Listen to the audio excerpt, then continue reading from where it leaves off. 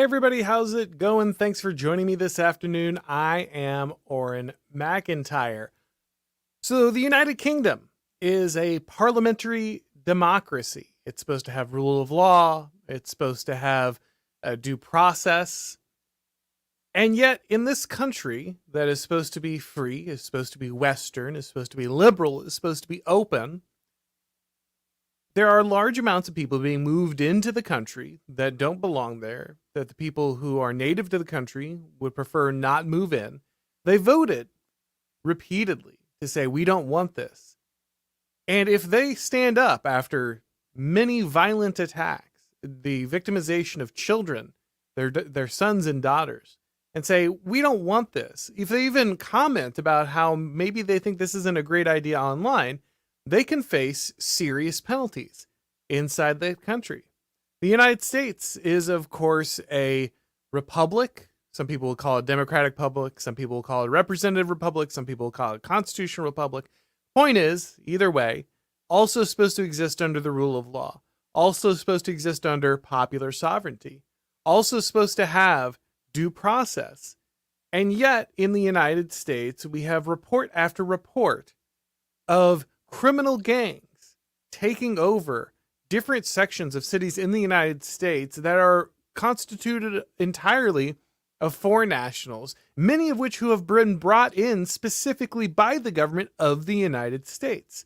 And no matter how many times the people of the United States vote for this, no matter how many times the people of the United States vote to stop this, rather, it continues to happen. Both parties continue to do this. In both of these scenarios, the people are living under a reign of terror. The people there are being terrorized. No matter how they vote or what their input is, they continue to live under fear of their government and fear of the people that their government is bringing in. So I wanted to talk to you a little bit today about tyranny and authoritarianism. Most people assume that these are the same thing. That when you have authoritarianism, you're going to have tyranny, and if you have tyranny, you must have authoritarianism. But as we're seeing across many Western nations, that's not necessarily the case. And in at least one nation, it seems that some level of authoritarianism is actually removing the terror, restoring a certain level of order. So I wanted to explore the similarities and differences. Can democracies be tyrannies? Can authoritarian governments be free of tyranny? This is something that I want to sit down and look at. But before we get to that, guys, let me tell you a little bit about today's sponsor. Hey guys, let me tell you about today's sponsor, job stacking.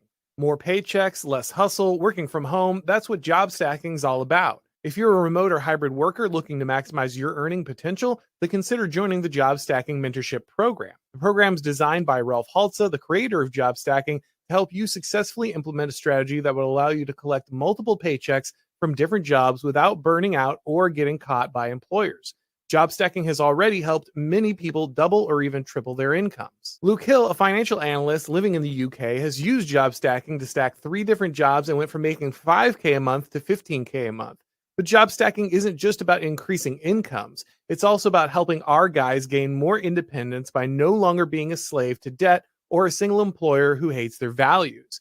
Andrew Gustafsson, a credit analyst from Australia, is now stacking 4 salaries, which he has used to pay off his personal and student debt and buy a home for his family. If you don't currently have a remote job, no worries. The program is also designed to help you land remote jobs so that you can go ahead and get started. So if you want to double your income and stop relying on a single paycheck from a woke employer, go to jobstacking.com/start now. That's jobstacking.com/start now and book a call with Rolf today. All right, guys. So like I said, I wanted to look at this issue of authoritarianism and tyranny, because when we think about tyranny, when we think about a reign of terror, which is what tyranny actually means, a tyrannical government is one that compels people through constant terror. And when we think of that, of course, we think of the angry dictator. How could you think of anything else? Some very charismatic guy with a lot of medals across his chest, screaming into a microphone and thumping the lectern as he tells everybody about the enemies outside of his country and why he needs total control in order to operate the system for their safety or whatever, to defeat their enemies, whatever that is. But ultimately it comes down to him getting an immense amount of power and justifying all of it through the threats to that country. It's one guy. He's gotten rid of all the rules. He has all the power. He centralized everything. That's what tyranny is. That's what tyranny looks like. But when we look at the governments across the Western world, you have to start wondering if that's necessarily the case. I've done several episodes at this point. Actually, I was making a joke that Monday on the Auron MacIntyre show had simply turned into the UK is a dystopia day. It was the update on the dystopia in the United Kingdom. But to just touch on that again briefly, this is a country that has repeatedly shown that it is not interested in the demographic transformation and the cultural transformation that its elites have committed it to. And whether they vote for the left or the right, whether they vote for the conservatives or labor, it doesn't matter. The immigrants keep coming in. And the immigration in the UK tends to be focused primarily from Muslim countries, both North Africa and the Middle East. And this creates a problem because the UK, in addition to simply not wanting a large amount of immigrants there, has a serious culture clash with Islam. The UK is not an Islamic country.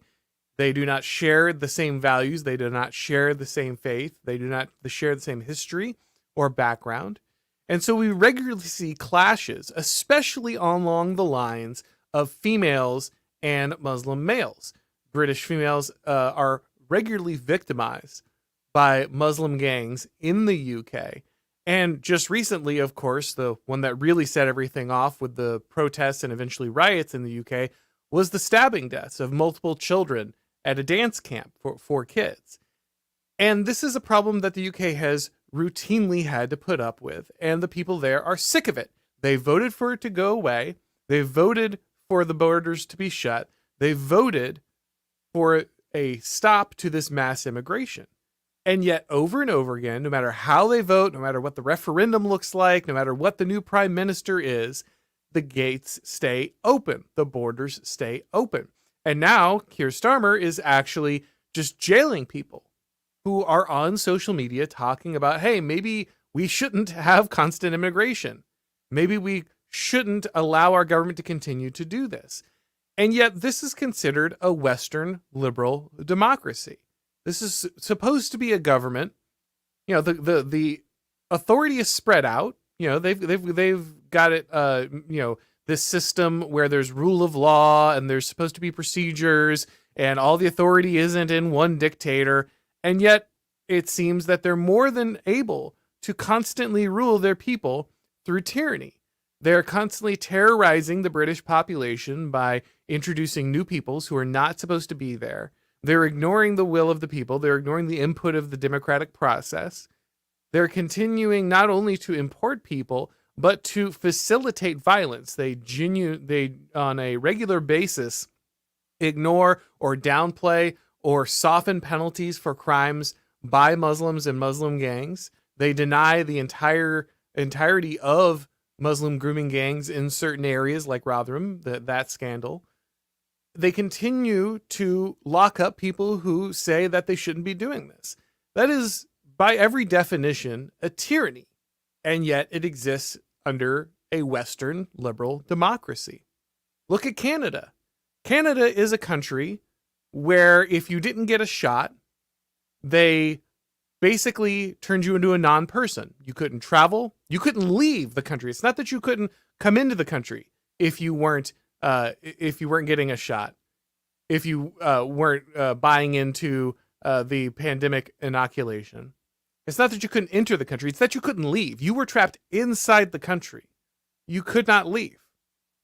When truckers attempted to protest this and the fact that the whole country was being shut down, the fact that people were being followed. I had friends who went to Canada and to see family and had to sit for weeks while being observed by the police to make sure that they didn't go anywhere because they needed to be quarantined.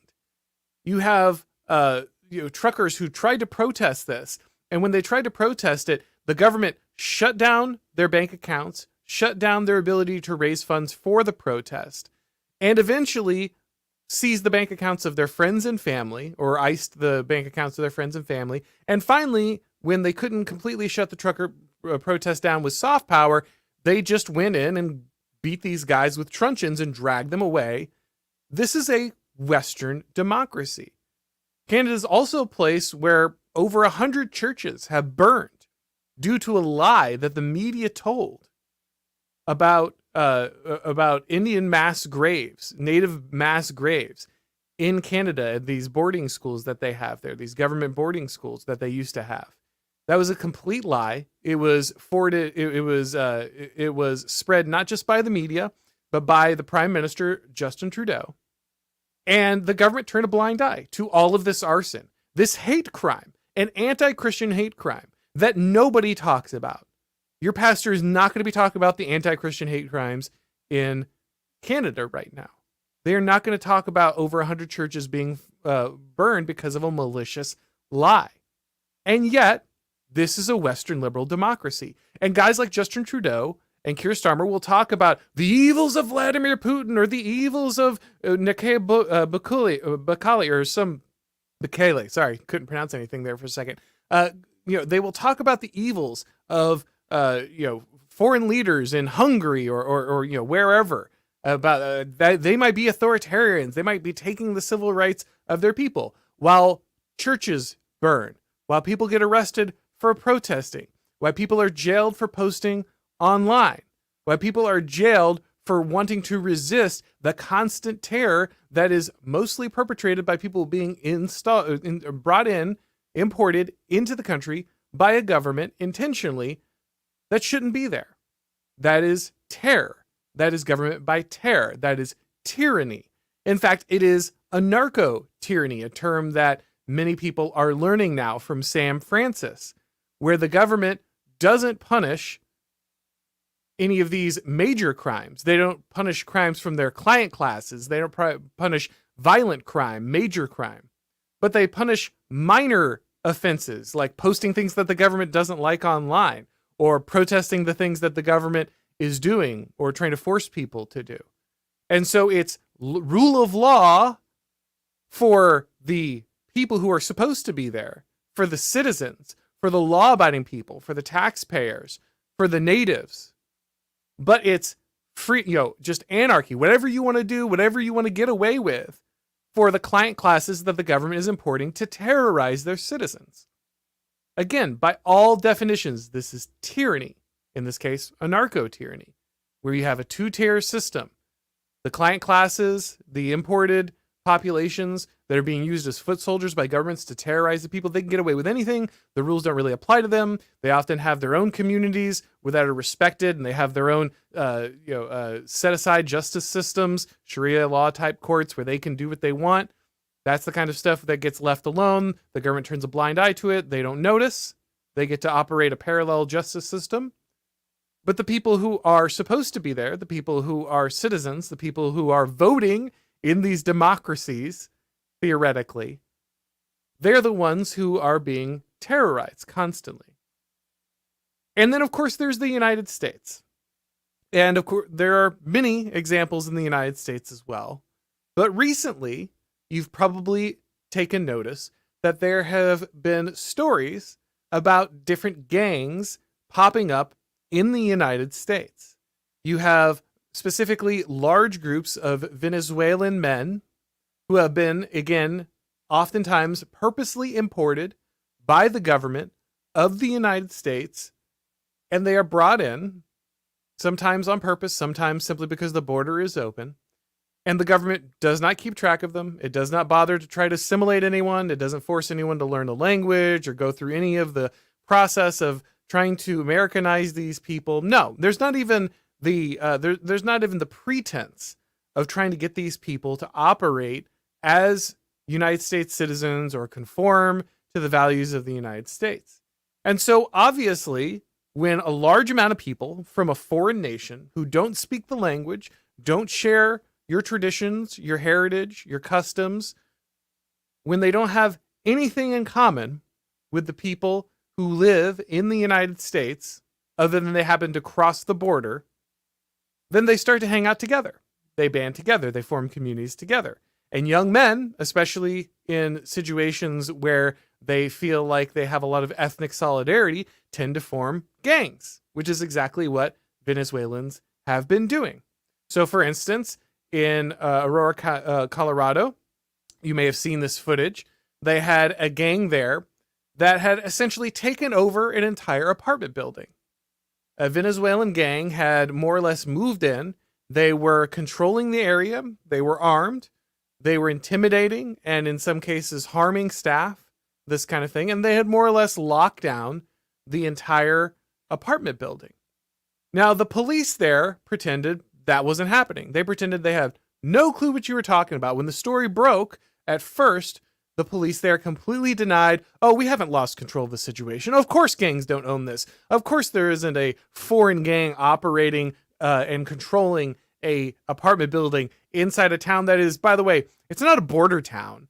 It's not like this is right on the Mexican border, or this isn't even like a place in, say, South Florida where a lot of people are coming in by boat or something. This is Colorado.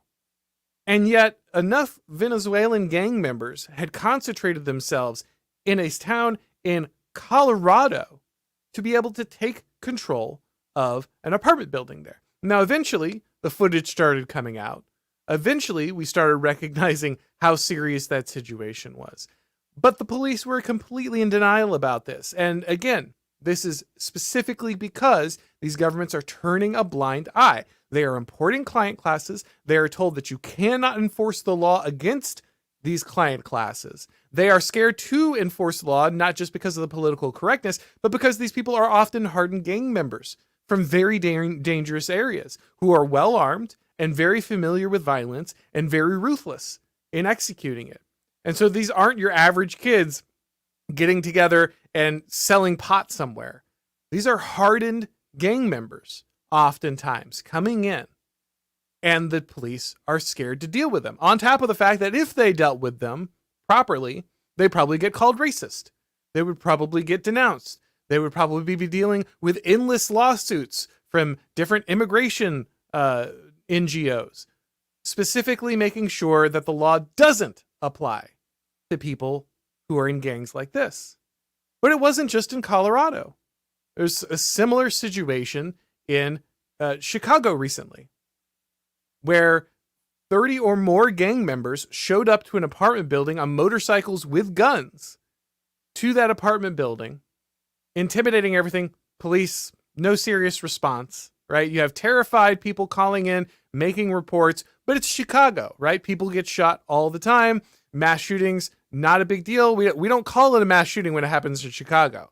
Even though it happens all the time there, we pretend that that's not a mass shooting. That's not real because, well, if we started recording those as mass shootings, that might start revealing something about who perpetrates mass shootings, who actually does this stuff. What's the most reliable way to understand when you're going to get a large amount of gang violence?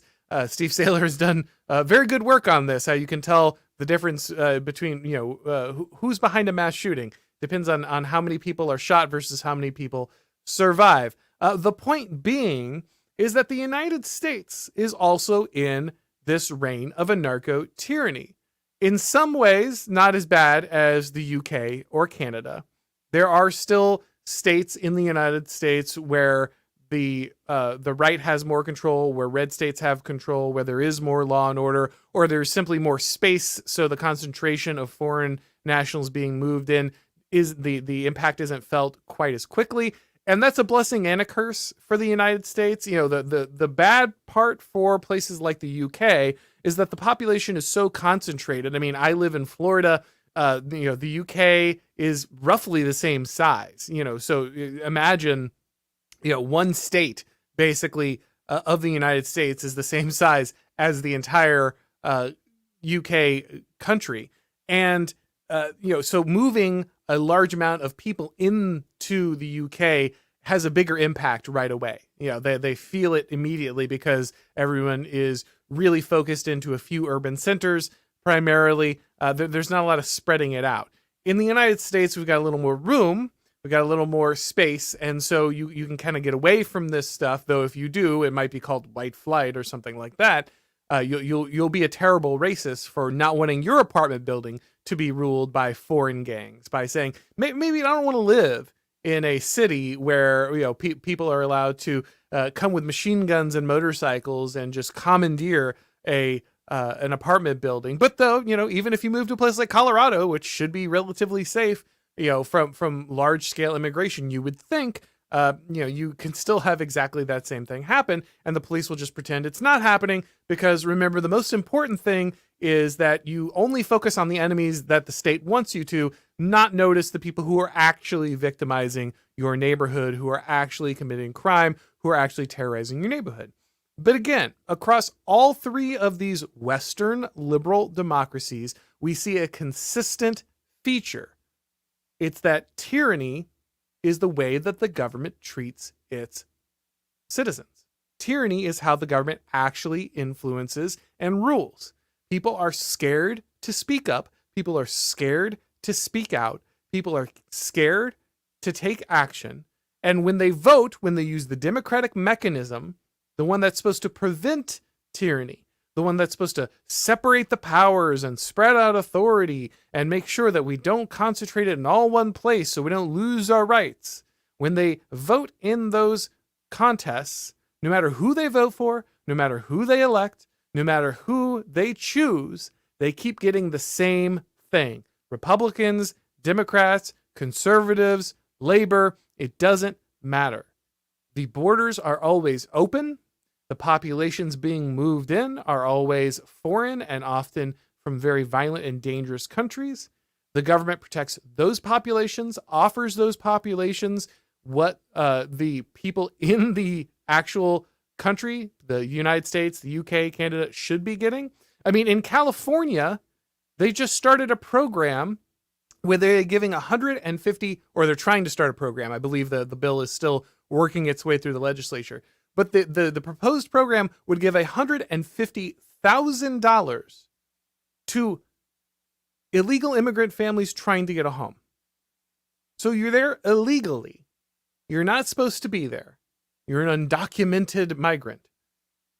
And you're getting $150,000, which of course has to be taxpayer money. That's where it comes from. So it's money being stolen from the people who live there, the people who are actually citizens, actually deserve to be there. This is their country. They have the right to determine who should be there. They're the ones who are producing, making the money, paying the taxes. Their money is being stolen and given to people who are not supposed to be there, who are there illegally. And they're going to be buying homes. They're going to be competing for housing, which is already disastrously expensive. There's already a housing crisis. You already have Kamala Harris talking about how she's going to give everybody like $50,000 or something for a down payment, which for I'm not an economics expert, but if you subsidize the purchase of all first-time homes by $50,000, then I'm going to guess that the cost of homes in general, but specifically first-time homes, will go up, say, more or less $50,000. Actually, it'll be way more because that's how price effects actually work. It will expand the price of all of these things and will go well beyond the $50,000. But basic economics should dictate that if you subsidize every single purchase of a home by that amount, especially among the phrase first-time home buyers, and by the way, that phrase means people who are probably new to this country and do not have any generational wealth, who have never bought a home before, their family's never bought a home before. That means people who are not original to the United States. That's who that's actually going to mostly go to. But this is the kind of policy that all of these governments are enacting right now.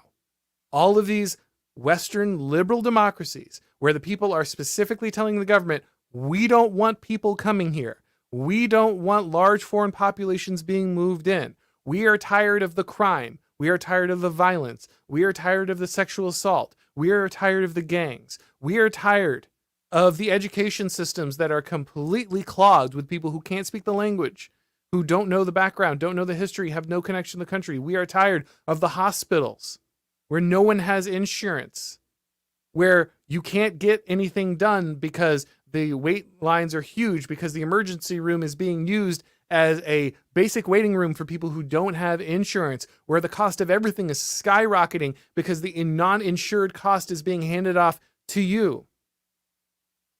People are tired of this stuff. They're tired of getting in car wrecks with people who, again, don't have insurance, don't have a driver's license, aren't registered with the government, can't be found. They're tired. They're being terrorized constantly, not just living in fear of these people who are being imported and often form violent gangs or are delivering other undesirable results to their community, but also living in fear of the governments that are threatening them constantly, either with criminal penalties, very often in places like the UK, or with social censure, which is very often happening in a place like the United States. Sure, you could notice that there's Venezuelan gangs taking over your apartment building, but you don't want to be a racist, do you? Racists have a hard time getting a job. Racists have a hard time getting a home loan. Racists have a hard time finding a wife. Racists have a hard time having friends. Racists have a hard time holding on to their YouTube channels or their Twitter or whatever, right? So you don't want to be one of those people. Probably best to stay quiet. Probably best to not notice. Really important that you don't do any noticing. Noticing is very dangerous. And so people live in terror. They live in fear, constantly worried, not just of the declining quality of life, not just in the fact that they are earning less. They have to compete with more people for the same wages, that they have to compete with more people for the same housing. They have to compete with more people for the same amount of health care. Not just worried about the violence that is being brought by many different populations as well, the gangs, stabbing, sexual assault, but worried about their own government and what will happen to them. Will they have their bank account frozen? Will they be arrested for retweeting something the government doesn't like? Will they be depersoned and lose their ability to have a home or a job or use a bank? Will the bank steal all their money? They don't know. They don't know. That is tyranny. It is tyranny. These are tyrannical governments. But we don't think of them as tyrannical because we vote. Because we vote. And because there's no dictator with a bunch of medals across his chest. There's nobody pounding the podium. So it can't be a dictatorship. It's not authoritarian, so it can't be a tyranny. We've got rule of law, right? Right? In theory. The UK's got rule of law. You've got rights. There's rights written down somewhere. The United States has a Bill of Rights. There's civil rights, right?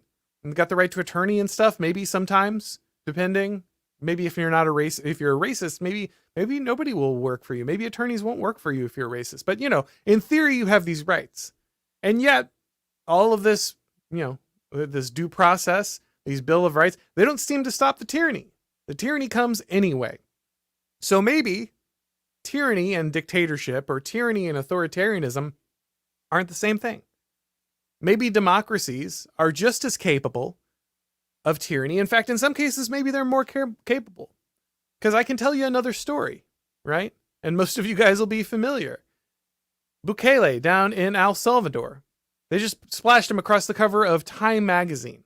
They said, the world's most popular authoritarian strongman.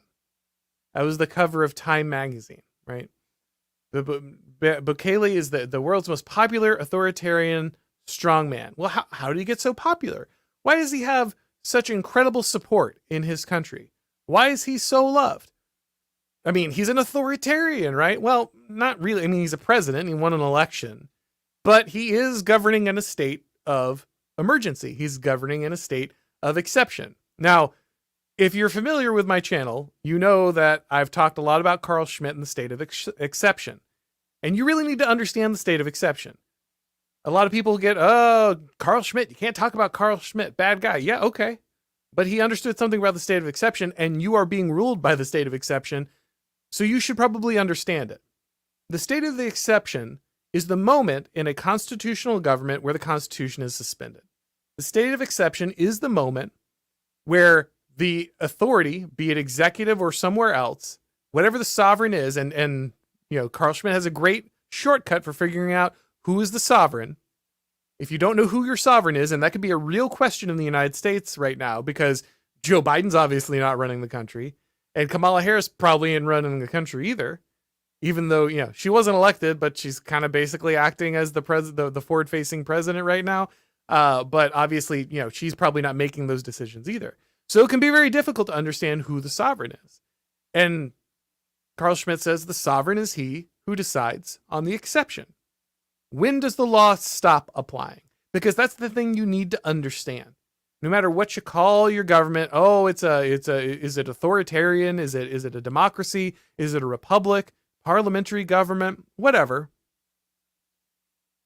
At some point, if you've set up rule of law, you've set up a constitution, you've passed the authority into multiple branches and divisions and all those things, that all matters. But at some point, your country will run into a crisis it cannot solve.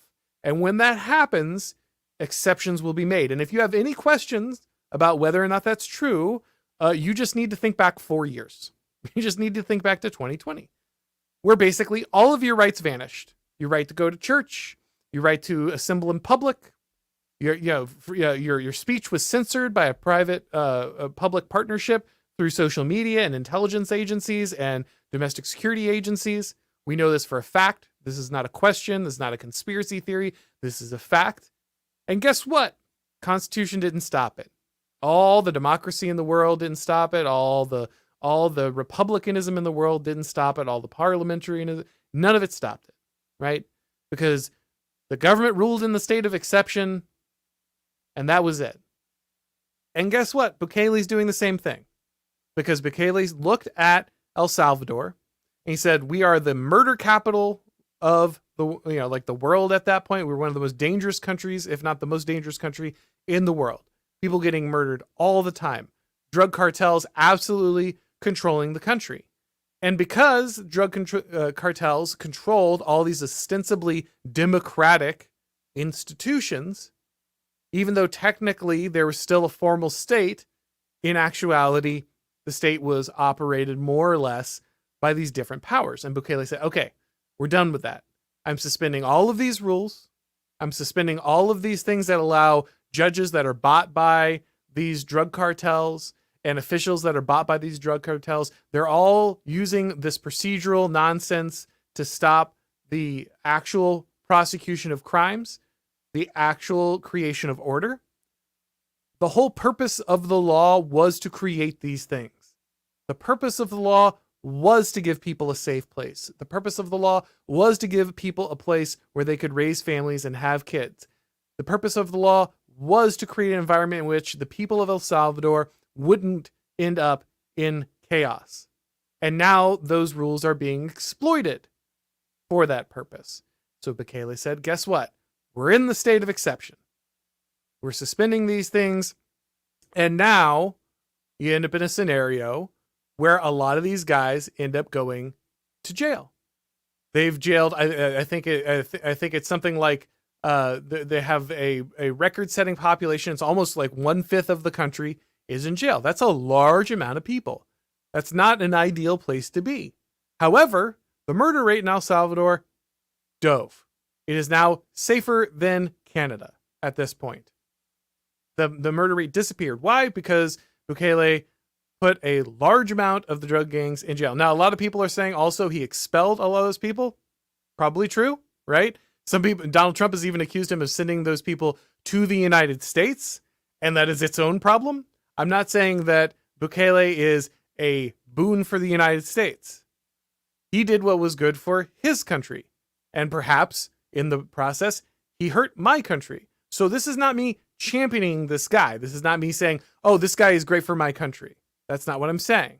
What I'm saying is, in the role of serving his country, making his country safe, making his country secure, restoring order, keeping children from being murdered, removing the tyranny, the terror that ruled El Salvador, he has been effective.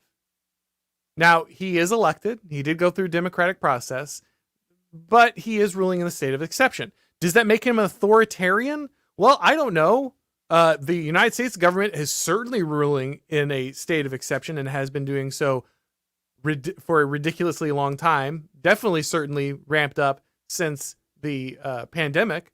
They got away with all kinds of insane stuff. Was Anthony Fauci an authoritarian? Maybe you want to say that. Is Keir Starmer authoritarian? I mean, he certainly is acting like authoritarian. He's certainly locking up his own citizens for disagreeing with him, but he's a democratic leader and Bukele is an authoritarian. Why? Mainly because of the press. Mainly because the press decides who's an authoritarian and who's just a democratically elected leader, right? So up to you to decide how you want to throw those labels around. But what's very clear is that Bukele has made his country much safer. And he has done that, to be fair, through the suspension of things like due process. There is more rule of law, in my mind, in that country now, because the drug gangs aren't constantly using their ability to buy off judges and disrupt the system to avoid the legal system. But there is less rule of law technically in the sense that Bukele has the ability to circumvent the laws when necessary to create a safer country. Maybe that's not a place you want to be forever. It certainly isn't a place you want to be forever. You want to get to a place where there's enough structure, there's enough order, where the character of the people has been reconditioned to the point where they can govern themselves, where judges aren't going to be bought off by drug cartels because judges aren't that corrupt and drug cartels don't have that level of social cachet. They don't have that level of influence. You want to return to a place where you don't need a state of emergency, right? But people forget that this is a little bit of the cycle of regimes. What happens very often is you end up in this scenario where you create order. You have a government that has more authority. It is less based on law and more interested in creating order.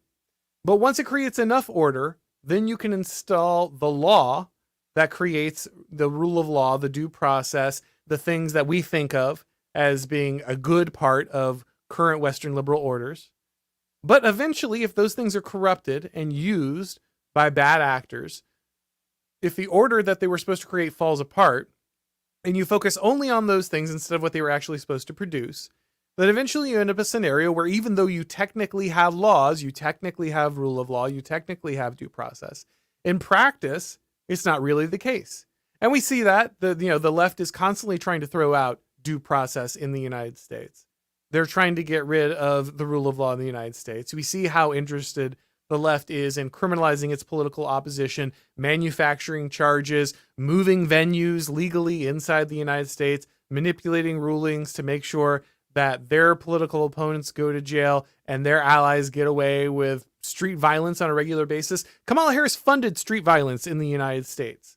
Tim Walz encouraged the BLM riots. He told the mayors of cities in his state they could not have the protection of the National Guard when they needed it.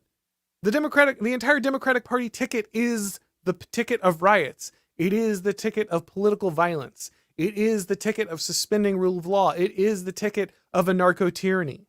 That's what their entire ticket is based on. It's who the people who are living, or it is the people who are elevated in that party. It's what they do. It's what they're defined by. And yet, these are the front runners for this is the Democratic Party ticket. This is very likely could be the people who are going to run the United States. So are they preferable? Is that because it's democratic? Is that better? This is a question that people really have to ask themselves. Now, again, you don't want to live in a authoritarian state indefinitely. That's not good. It's certainly not good when the people who are usurping that authority are people like Keir Starmer or Kamala Harris, people who are going to use that authority to destroy you. But really, what it ends up happening, and this is the point that I want to make here. This is ultimately the point of this whole story. Authoritarianism, democracy, parliamentary government, republic, whatever. The point is, power always exists. And the centralization of power can be dangerous. And you should be vigilant.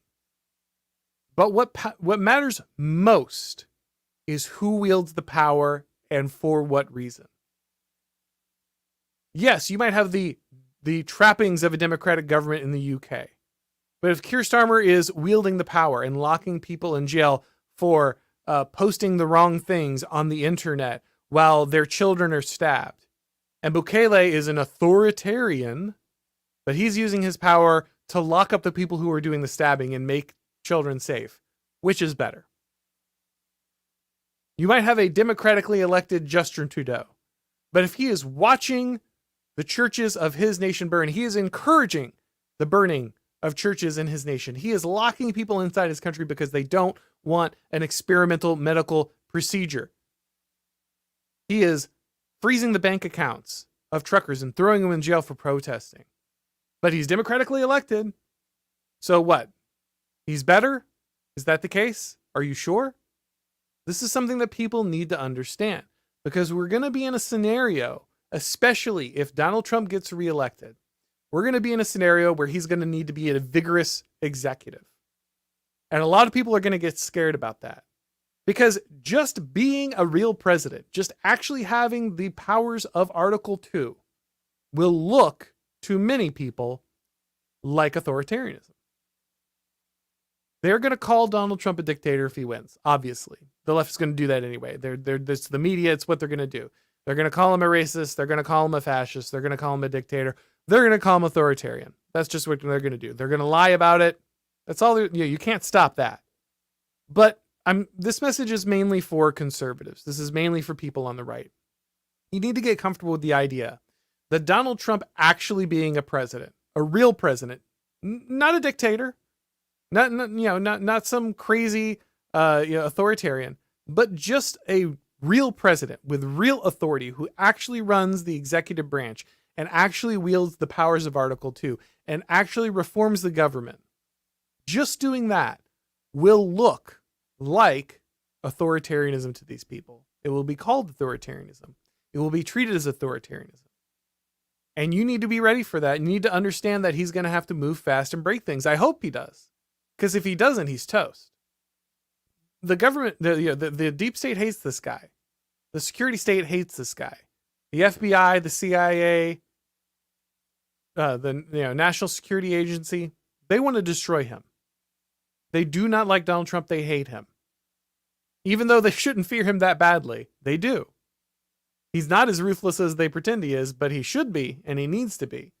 And if he acts like a president, just actually having and wielding the authority of the president, he's going to look a lot more like Bukele than most people think, even on the right. And you need to get used to that, because tyranny and authoritarianism are not the same thing. And I don't even think Donald Trump would be an authoritarian. I don't even think that it's authoritarian to wield the constitutional powers of the president accurately. But they will call him that. And it will look a little bit like that because we're so used to this current version of the government where everything is distributed and everything is obfuscated and everything is informal and it's all a lie. But we're constantly terrorized by it anyway.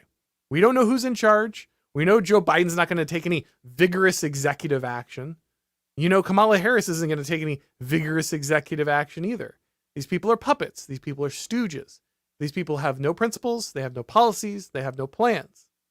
They are people who are entirely controlled by a network of elite interests, and they are going to do whatever those people tell them to do. So Donald Trump stepping into that office and actually acting like a president, like an elected official who really has an agenda and really has authority and is going to need to do things like dismantle major agencies like the Department of Education or the FBI. Seeing a guy like that is going to terrify people. And I think you need to be ready for that, because if you buy into this idea that, it's the trappings of democracy are the things that stop tyranny.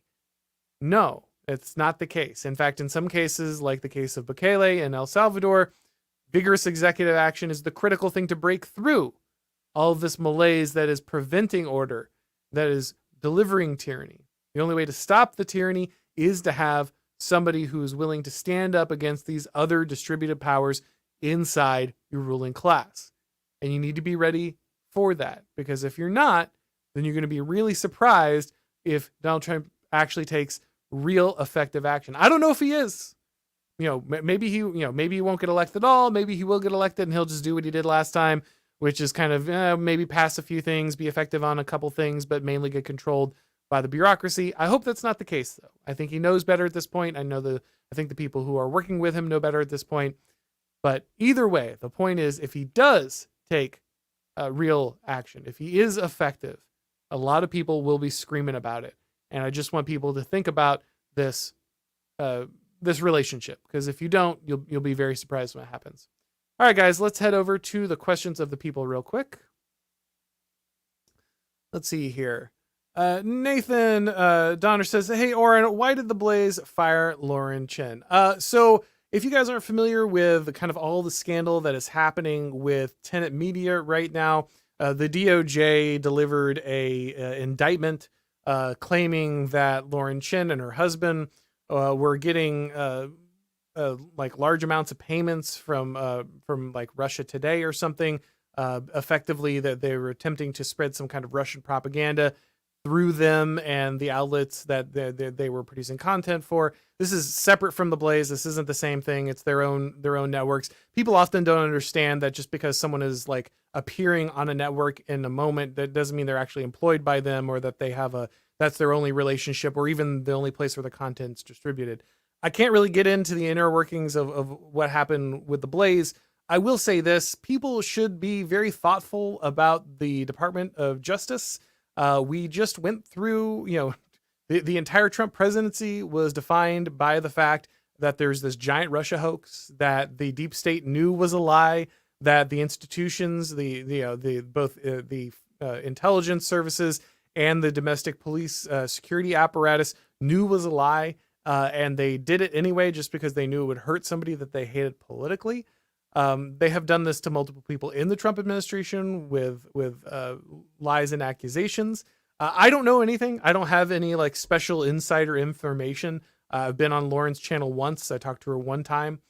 So I don't have any deep knowledge beyond what's there. But I just say be very careful of trusting the Department of Justice because they hate you and they would put you in jail if they could. And they've already lied, and that they're liars. And they've proven themselves that. Again, I don't have any knowledge. Could everything could be true? Everything could be exactly what's said. But I don't understand why anyone would really trust the Department of Justice at this point. Let's see here. Alexandra says, "I feel like it's way too much for most people to get rid of the comfortable lie about the end of history and this perception that we have won our freedom once and for all." Yeah, this is really important. A lot of people are bought into this idea that kind of, well, America won, the Constitution is there. The Francis Fukuyama liberal democracy has beaten all comers. Capitalism is the only economic system. Liberal democracy is the only political system. History is over, and we're all just going to, be like perfecting our technocratic management of those things moving forward. But as you point out, history is not over. Constitutions are not some novel piece of political technology that, protects your freedoms forever. Again, as we see across many of these Western countries, even though they're democracies, they have constitutions. They're supposed to be liberal. Actually, they're not. They destroy the rights of their citizens. They reign through tyranny, and yet we pretend like it's other countries that are the real problem. You really need to take care of things at home first before you try to impose that anywhere else. Let's see here. KN says, is it a political formula when influencers legitimize content? Example, you benefit if you believe LARPs online are real content, like grave cleaning. Okay, yeah. So I talked about this with James Polis recently. He was on, had a great time talking to him. And there's this, what he's referencing here is there's this content producer who is cleaning graves. And my point in pointing this out was not like, oh, well, this is the height of any kind of, civic virtue, or that this is how the lives we should live at all.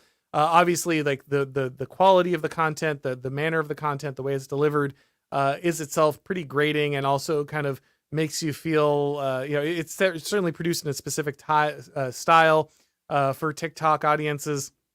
Um, so, so there's not everything about it was great, but my main point was we have a lot of people trying to punish like the trad life and whatnot online, but it's mainly just like girls in sundresses walking through wheat fields. At least this is someone who's doing something that actually is in some way connected to traditions. Now, she didn't have a tradition, and that was really the whole point of that show.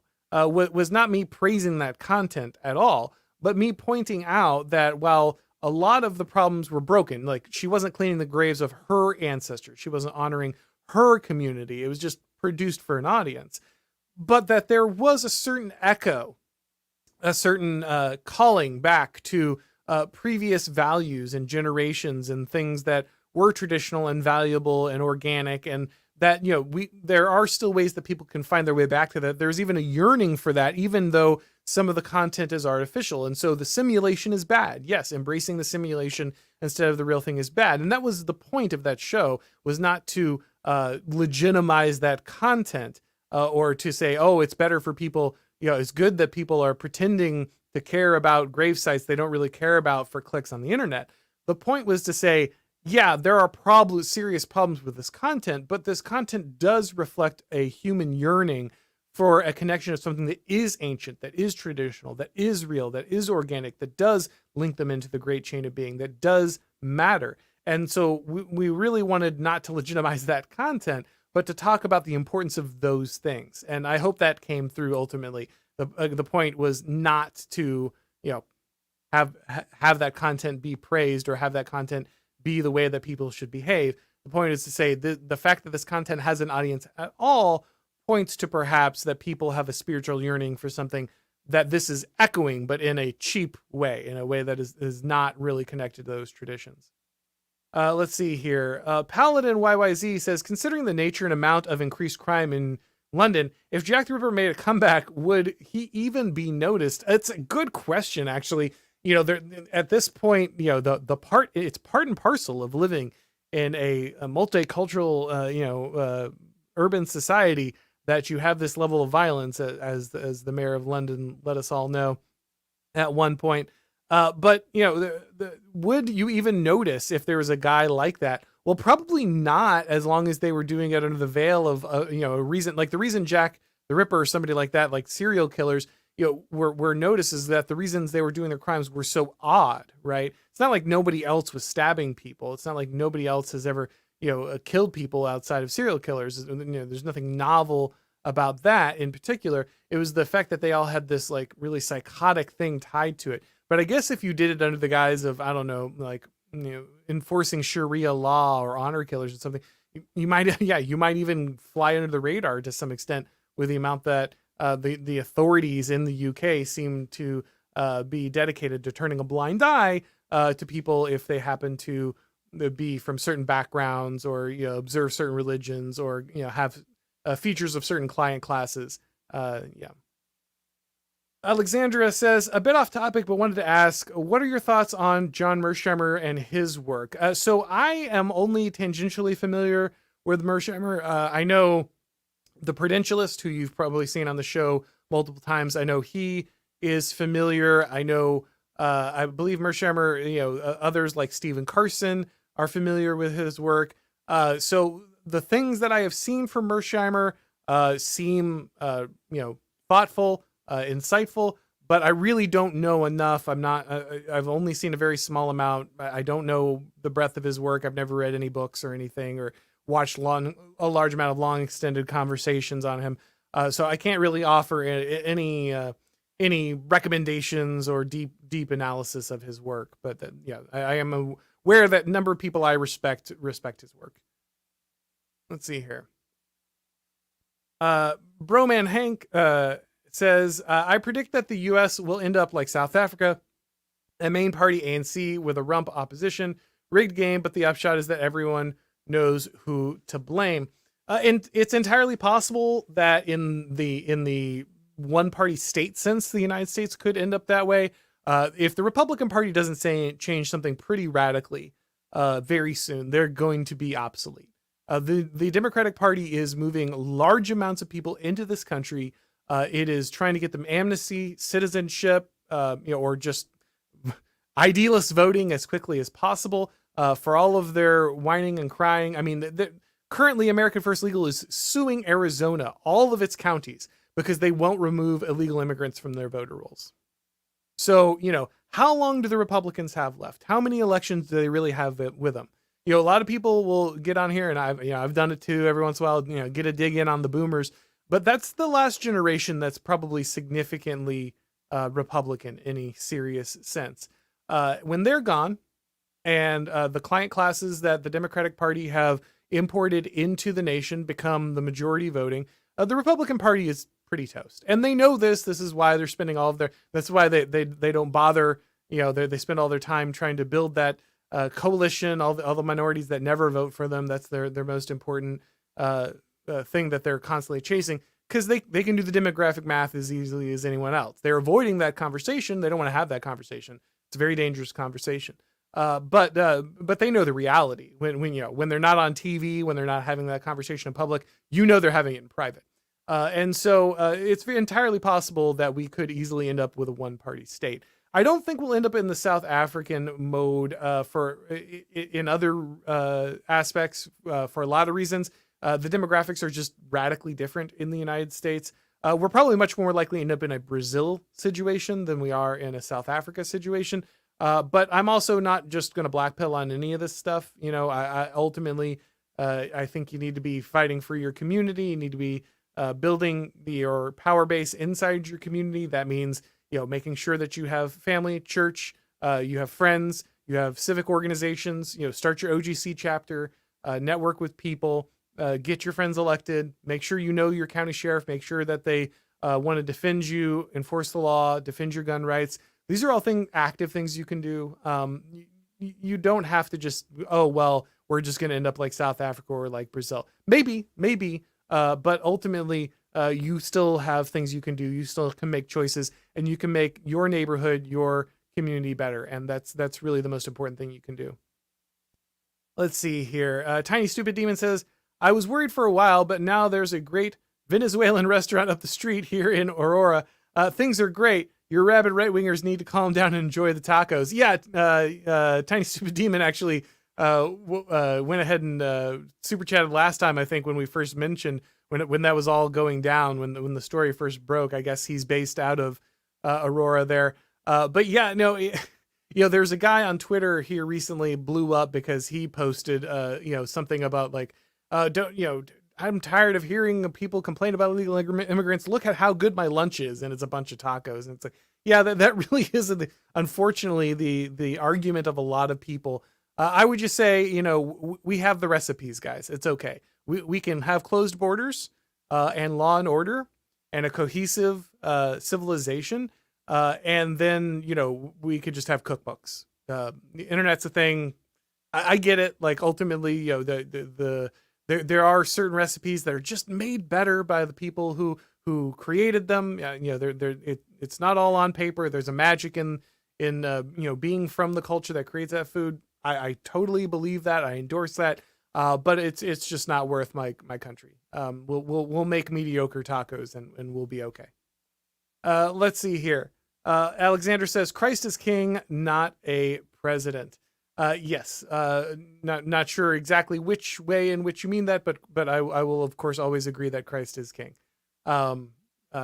He is not an elected president. That is most assuredly the case. Let's see here.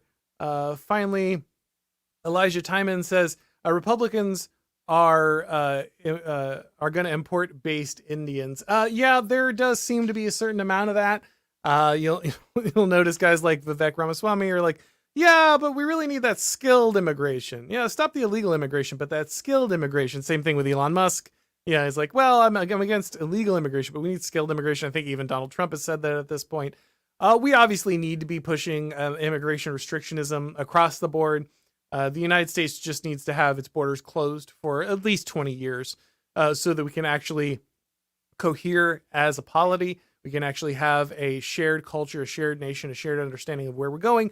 We simply cannot hash out the problems we have now if our population is in constant flux. So I don't really care. I don't care how good you are at your job. I don't care if you're really good at programming computers. I don't care if you're, if you're going to cure cancer, okay, you can come in.